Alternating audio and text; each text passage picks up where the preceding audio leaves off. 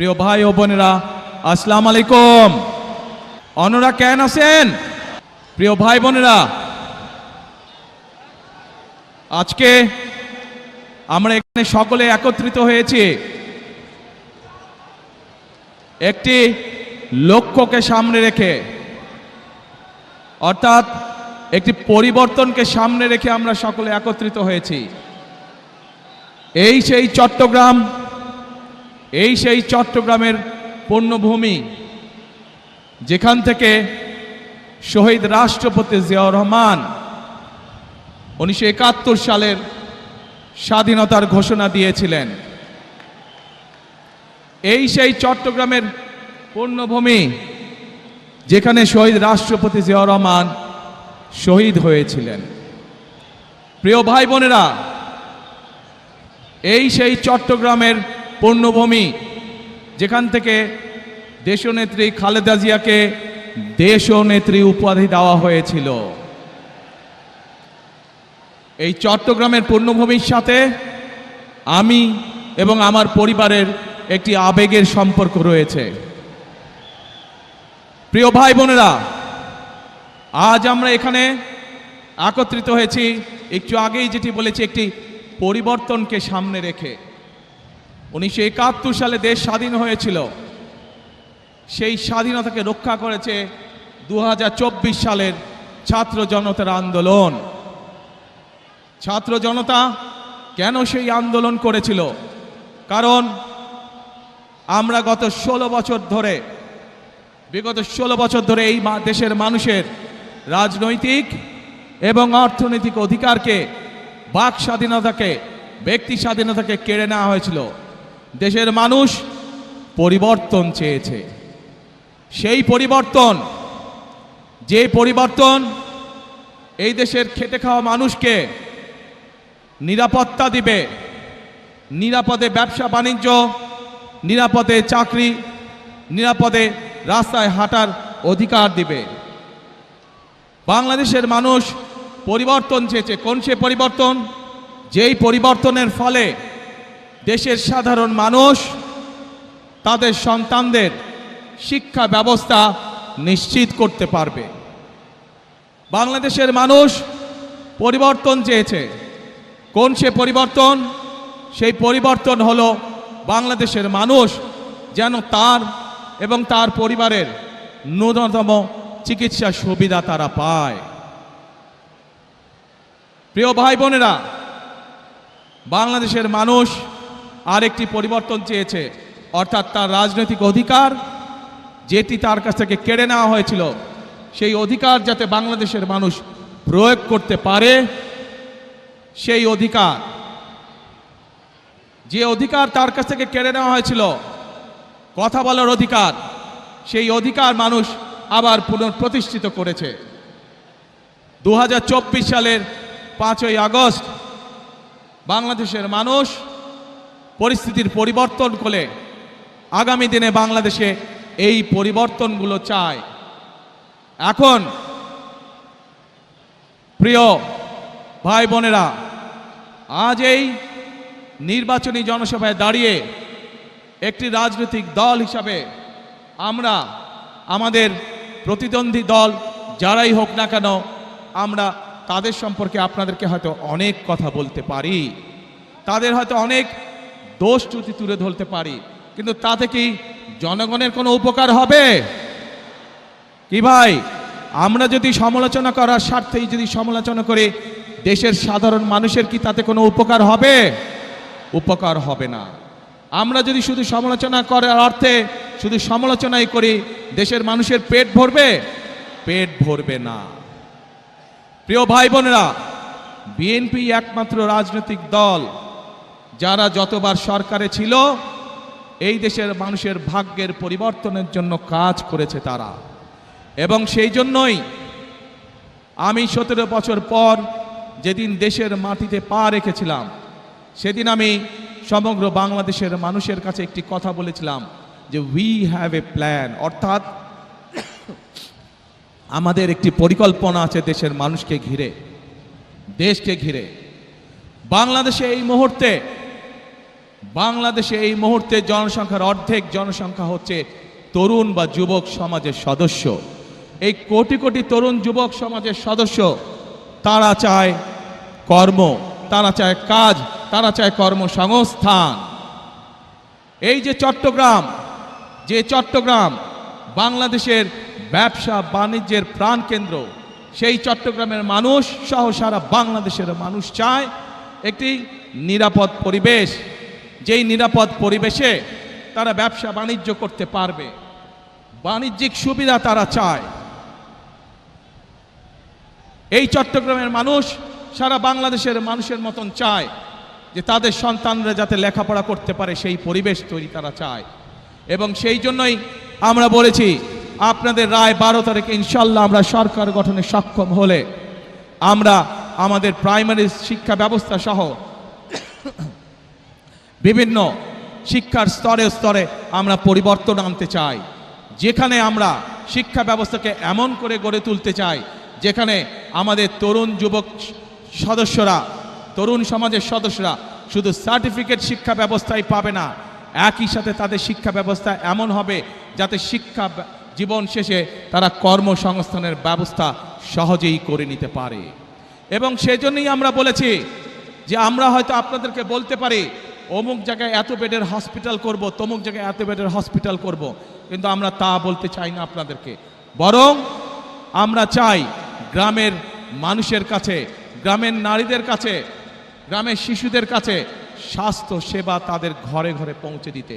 এবং সেজন্যই আমরা 1 লক্ষ হেলথ কেয়ারার নিযুক্ত করার পরিকল্পনা গ্রহণ করেছি, যাতে করে মা বোনেরা এবং শিশুরা ঘরে বসে কম বেশি চিকিৎসা সুবিধা পেতে পারে। প্রিয় ভাই বোনেরা, বাংলাদেশের জনসংখ্যার অর্ধেক নারী, এত বিপুল সংখ্যক যেই জনসংখ্যার অর্ধেক নারী, সেই নারীদেরকে আমরা কর্মহীন রেখে আমরা কোনোভাবেই আমাদের এই বাংলাদেশকে আমাদের প্রত্যাশিত লক্ষ্যে নিয়ে যেতে পারবো না। এবং সেই জন্যই এই নারীদেরকে দেশনেত্রী খালেদা জিয়া যখন দেশ পরিচালনার দায়িত্বে ছিলেন, তখন আপনারা দেখেছেন উনি স্কুল থেকে শুরু করে ইন্টারমিডিয়েট পর্যন্ত মেয়েদের শিক্ষা ব্যবস্থা ফ্রি করে দেওয়ার ব্যবস্থা করেছিলেন। এটি ধারণা আছে আপনাদের?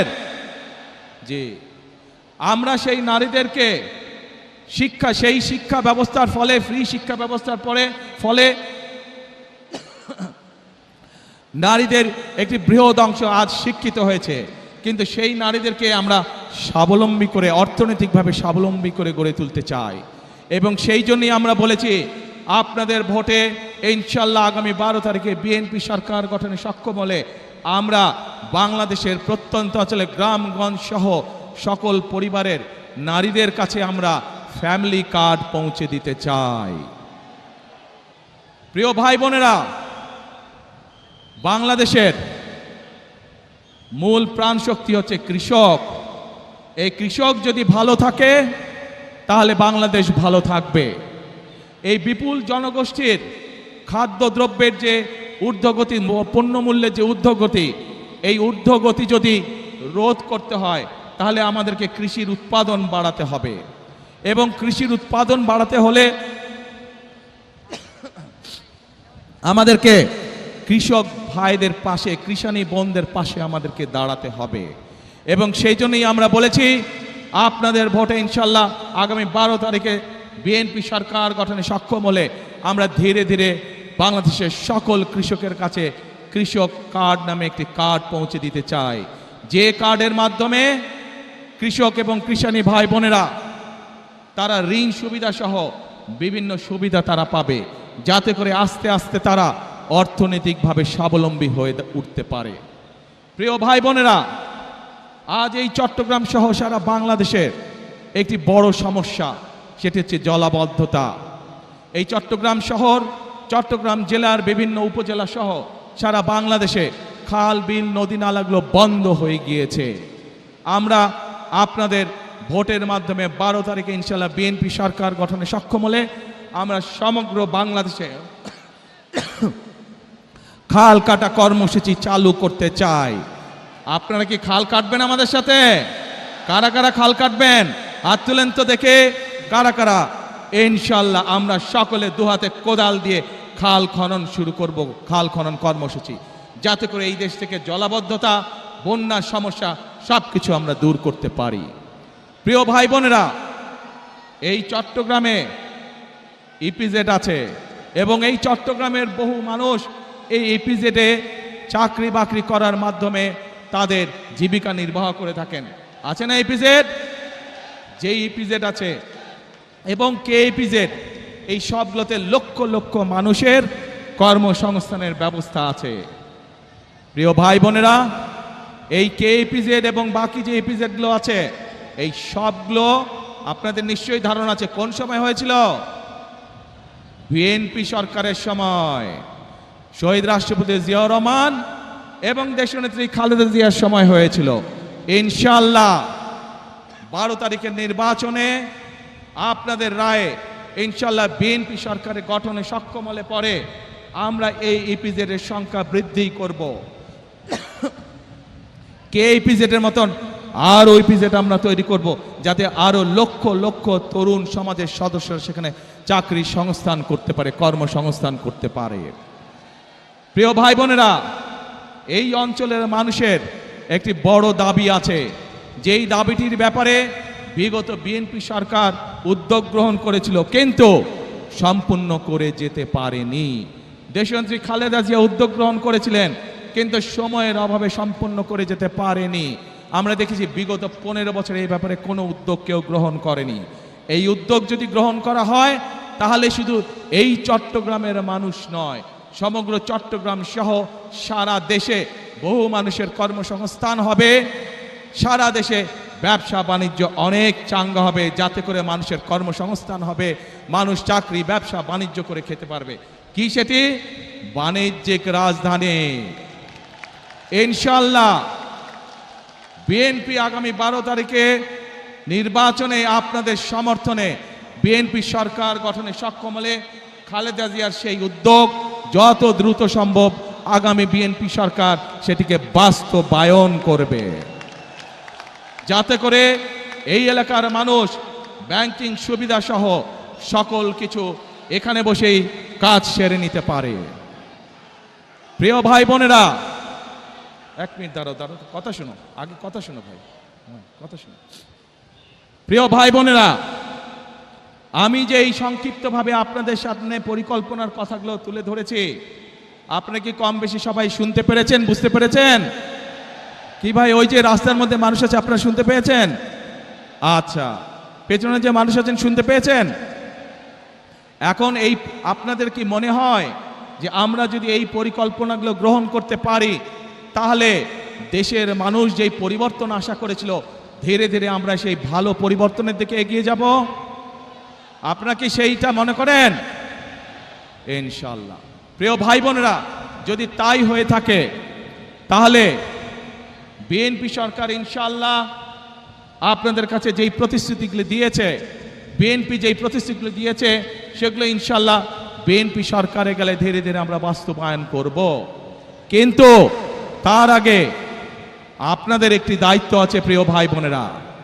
আপনারা যদি মনে করেন যেই উদ্যোগগুলো আমরা গ্রহণ করেছি, এই প্রতিশ্রুতিগুলো বা যেই পরিকল্পনাগুলো আপনাদের সামনে আমরা তুলে ধরেছি, এই পরিকল্পনাগুলো বাস্তবায়ন করতে হয়, তাহলে অবশ্যই বিএনপিকে সরকার গঠন করতে হবে। আপনারা যদি বিএনপির পাশে থাকেন, আপনারা যদি বিএনপিকে সমর্থন দেন, 12 তারিখের নির্বাচনে আপনারা যদি বিএনপিকে ধানের শীষে জয়যুক্ত করেন, তাহলেই একমাত্র আমরা এই পরিবর্তনগুলো করতে পারবো। আপনারা কি আছেন আমাদের সাথে? আলহামদুলিল্লাহ, আলহামদুলিল্লাহ। কি ভাই, রাস্তার উপরে মানুষগুলো আছেন আমাদের সাথে? আলহামদুলিল্লাহ।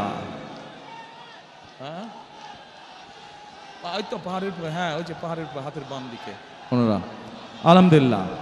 এখন প্রিয় ভাই বোনেরা, যত পরিকল্পনা বলেছি আমি আপনাদের সামনে সংক্ষেপে, এই পরিকল্পনাগুলো যদি বাস্তবায়ন করতে হয় আমাদেরকে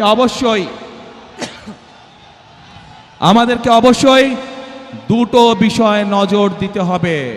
একটু শুনেন, যারা স্লোগান দিচ্ছেন একটু শুনেন, দলের নেতাকর্মী যারা স্লোগান দিচ্ছেন দয়া করে আমার কথাটা শুনেন। আমরা যত পরিকল্পনাই গ্রহণ করি না কেন, এই পরিকল্পনাগুলো বাস্তবায়ন করতে হলে অবশ্যই আমাদেরকে দুটো বিষয় খুব কড়াকড়িভাবে নজর দিতে হবে। কারণ এই দুটো বিষয় বাংলাদেশের জনগণকে তাদের প্রাপ্য অধিকার থেকে বিগত দিনগুলোতে বঞ্চিত করেছে।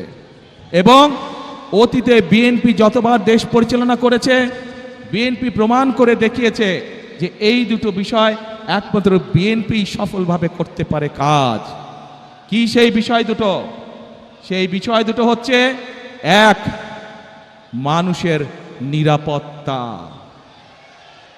যাতে করে মানুষ নিরাপদে চলাফেরা করতে পারে, ব্যবসা বাণিজ্য, চাকরি বাকরি সব করতে পারে। প্রিয় ভাই বোনেরা, বিগত সময় যখন বিএনপি ক্ষমতায় ছিল, দেশনেত্রী খালেদা জিয়া যখন দেশ পরিচালনা করেছেন, আপনারা দেখেছেন যেই হোক না কেন, এমনকি আমাদের দলের অনেক লোক যারা কোনো অনৈতিক কাজে নিজেকে জড়িত করেছে, আমরা তাদেরকেও ছাড় দেইনি। আজ এই দেশের জনগণ, এই দেশের মানুষ যদি বিএনপির পাশে থাকে, ইনশাআল্লাহ আগামী দিনে আমরা একইভাবে কঠোর হস্তে দেশের আইন শৃঙ্খলাকে নিয়ন্ত্রণ করব, যাতে দেশের সাধারণ মানুষ, খেটে খাওয়া মানুষ যাতে করে নির্বিঘ্নে জীবিকা নির্বাহ করতে পারে। প্রিয় ভাই বোনেরা, আমরা যতই পরিকল্পনা গ্রহণ করি, আরেকটি বিষয় আছে, যদি সেই বিষয়টিকে আমরা নিয়ন্ত্রণ না করি তাহলে আমাদের কোনো পরিকল্পনা সফল হবে না। কি সেটি? সেই বিষয়টাও বিএনপি অতীতে প্রমাণ করেছে একমাত্র বিএনপির পক্ষেই সম্ভব সেই বিষয়টিকে নিয়ন্ত্রণ করা, এবং সেটি হলো দুর্নীতি। যে কোনো মূল্যে আগামী বিএনপি সরকার দুর্নীতির টুটি চেপে ধরবে। এই দুটি হচ্ছে আমাদের কমিটমেন্ট এই দেশের মানুষের কাছে। কারণ বিএনপি সরকার অতীতেও প্রমাণ করেছে, 96 সাল থেকে 2001 সাল পর্যন্ত যেই সরকার ছিল, তারা দুর্নীতিতে দেশকে নিচের দিকে নিয়ে গেছিল। 2001 সালে যখন দেশনেত্রী খালেদা জিয়া আপনাদের রায়ে দেশের দায়িত্ব পান, তখন ধীরে ধীরে ধীরে দেশনেত্রী খালেদা জিয়া দুর্নীতির করাল গ্রাস থেকে দেশকে বের করে নিয়ে এসেছেন। কাজেই প্রমাণ হয়েছে, দেশের আইন শৃঙ্খলাই হোক, আইন সবার জন্য সমান। অপরাধের পরিচয় কোনো দল দিয়ে নয়, অপরাধীর পরিচয় সে আইনের দৃষ্টিতে অপরাধী, এবং অপরাধী যেই হোক তার বিরুদ্ধে দেশের আইন অনুযায়ী ব্যবস্থা হবে। কাজেই দুর্নীতি যেই করুক, দুর্নীতি যারাই করুক, তাদের বিরুদ্ধে দেশের আইন একইভাবে প্রযোজ্য হবে। কাজেই পরিষ্কারভাবে আজকে আমি আপনাদের সহ এখানে হাজার লক্ষ মানুষের সামনে পরিষ্কারভাবে বলে দিতে চাই, আমরা যেসব পরিকল্পনা গ্রহণ করেছি, সেই সব পরিকল্পনার মধ্যে কেউ যদি আইন শৃঙ্খলা ভঙ্গ করে বা দুর্নীতির মাধ্যমে সেগুলিকে বাধাগ্রস্ত করেন, তাদেরকে কোনো ছাড় আমরা দেব না ইনশাআল্লাহ। প্রিয় ভাই বোনেরা, আজ সময় এসেছে পরিবর্তনের। এই পরিবর্তনকে যদি সত্যিকারভাবে মিনিংফুল পরিবর্তন করতে হয়, দেশের মানুষের ভাগ্যের পরিবর্তন করতে হয়, তাহলে আমাদের সকলকে আজ ঐক্যবদ্ধ থাকতে হবে। প্রিয় ভাই বোনেরা, আপনাদের সকলকে সতর্ক করে সজাগ দৃষ্টি রাখার জন্য, একটি বিষয় সজাগ দৃষ্টি রাখার জন্য আমি অনুরোধ করব। বিগত 15-16 বছর আপনারা এখানে বহু নতুন ভোটার আছে যারা জীবনে কোনোদিন ভোট দিতে পারেনি। পেরেছিলেন আপনারা? আপনাদেরকে ভোটের অধিকার থেকে বঞ্চিত করে রাখা হয়েছিল। প্রিয় ভাই বোনেরা, এই সেই চট্টগ্রাম, যেই চট্টগ্রামে মুক্তিযুদ্ধের সময় বলি, গণতন্ত্রের অধিকার আন্দোলনের সময় বলি, 2024-এর আন্দোলনের সময়ের কথাই বলি না কেন, ওয়াসিম আকরাম সহ আরও যে সকল মানুষ এখানে শহীদ হয়েছেন তাদের কথা বলি। এই সেই চট্টগ্রাম, যেই চট্টগ্রামে সমতল এবং পাহাড়ের মানুষ একসাথে বসবাস করেন। আমরা চাই সমতল এবং পাহাড়ের মানুষ, আন্দোলনের সময় আমরা দেখিনি কে সমতলের মানুষ কে পাহাড়ের সময়, 71 সালে যুদ্ধের সময় আমরা দেখিনি কে সমতলের মানুষ কে পাহাড়ের মানুষ। আমরা চাই সকলকে নিয়ে আমাদের সেই প্রত্যাশিত বাংলাদেশকে গড়ে তোলার জন্য। সে পাহাড়ের মানুষ হোক, সে সমতলের মানুষ হোক, সে ইসলাম ধর্মের মানুষ হোক, সে অন্য কোনো ধর্মের মানুষ হোক, আমরা সকলকে নিয়ে আমাদের প্রত্যাশিত বাংলাদেশকে গড়ে তুলতে চাই। এবং সেই প্রত্যাশিত বাংলাদেশকে যদি গড়ে তুলতে হয়, তাহলে আজকে আমি এখানে আপনারা যে লাখো মানুষ উপস্থিত আছেন, আপনারা সহ আপনাদের মাধ্যমে আপনাদের এলাকার লক্ষ কোটি মানুষের কাছে আমি আহ্বান রাখব, গণতন্ত্রে যারা বিশ্বাস করেন, মানুষের বাক স্বাধীনতায় যারা বিশ্বাস করেন, গণতন্ত্রের স্বাধীনতায় যারা বিশ্বাস করেন, সকলকে আমি আহ্বান জানাবো, ধানের শীষ তথা বিএনপির উপর আস্থা রাখুন। ইনশাল্লাহ ধানের শীষ এবং বিএনপি নির্বাচিত হলে আপনাদেরকে সাথে নিয়ে, এই দেশের মানুষ, খেটে খাওয়া মানুষকে সাথে নিয়ে বিএনপি তাদের প্রত্যাশিত বাংলাদেশ গড়ে তোলার কাজে হাত দেবে ইনশাল্লাহ, অতীতের মতন। প্রিয় ভাই বোনেরা, সেজন্যই আমি সবসময় একটি কথা বলে থাকি, গড়ব কাজ,